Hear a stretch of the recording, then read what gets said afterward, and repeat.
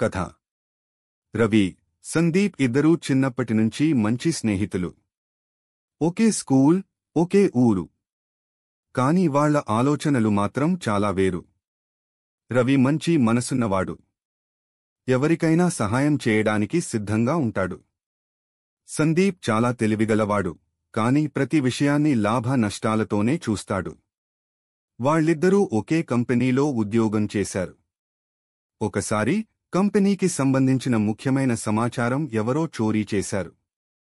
మేనేజ్మెంట్కు అనుమానం రవి, సందీప్ మీద పడింది. రవి నిజం చెబుతాడు, అందరితో సహకరిస్తాడు. సందీప్ మాత్రం తప్పు రవినే చేశాడని చెప్పేందుకు ప్రణాళిక వేశాడు. అయితే చివరికి అసలైన దొంగ ఇంకొకరే అని బయటపడింది. రవి పేరు మళ్లీ ముద్దుపడింది. కాని అప్పటివరకు రవి, సందీప్ మధ్య ఉన్న స్నేహం ఇక తిరిగి రాలేదు. మొరల్: ఇద్దరూ ఒకే దారి నడిచినా వాళ్ల దృష్టికోణం వేరు.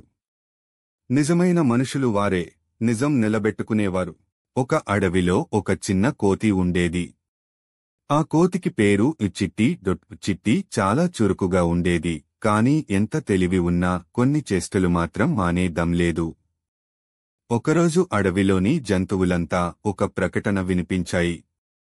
మన అడవిలో ఎవరు ముద్దుగా, తెలివిగా, మిత్రులతో మంచి సంబంధాలతో ఉంటారో వారికి మన కోతి మనిషి బిరుదు ఇస్తాం. అది విన్న చిట్టికి చాలా ఆనందం వేసింది. నేనే ఈ బిరుదు పొందాలి అని నిర్ణయించుకుంది. కాని ఎవర్నీ వినదు, ఆటలే ఆడుతుంది, చెట్లమీదే ఊగుతూ ఉన్నత భావాలు చెబుతుంది, కాని నిజంగా ఎవరినీ సహాయం చేయదు. ఆ సమయంలో చిన్న ఏనుగు బాబు నీటి లోతులో చిక్కుకున్నాడు. మిగతా జంతువులంతా ప్రయత్నించాయి కాని కుదర్లేదు. అప్పుడు చిట్టికి ఓ ఆలోచన వచ్చింది. అది చెట్టు కొమ్మలతో ఒక చిన్న తాడు కట్టింది. దాన్ని అందరికీ ఉపయోగపడేలా కొండమీద నుండి వదిలింది. అలా బాబు ఏనుగును అందరూ కలిసి పైకి లాగారు.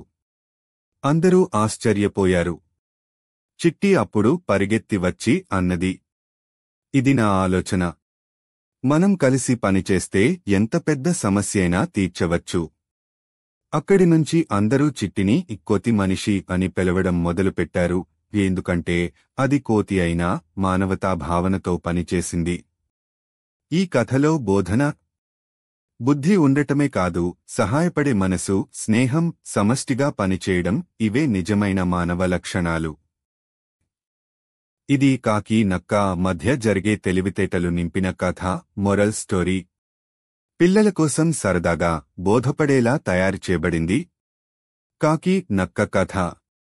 ఒక అడవిలో కాకి ఒక చెట్టు మీద ఉండేది. ఆ కాకి చాలా తెలివైనది.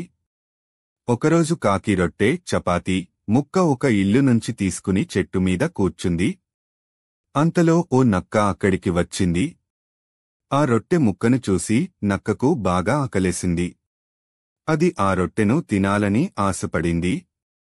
కాని చెట్టు ఎక్కలేదు కాబట్టి అది ఒక చలాకీ ఆలోచించింది. నక్క: ఓ కాకమ్మ, నీ గొంతు ఎంత మధురంగా ఉంటుంది. నీ పాట వినాలని ఉంది. ఒక్కసారైనా పాట పాడు. కాకి గర్వంతో ఊగి నక్క మాటలు నమ్మింది. అది పాట పాడడానికి నోరు తెరిచింది. అప్పుడే రొట్టె ముక్క నేలమీద పడిపోయింది. నక్క వెంటనే ఆ రొట్టెను తీసుకుని పారిపోయింది. కాకికి అప్పుడు తెలిసింది, నక్క తనను మోసగించిందని. నీతి మొరల్: అతిగా పొగడ్తలపై నమ్మకం పెట్టొద్దు. తెలివిగా ఉండాలి.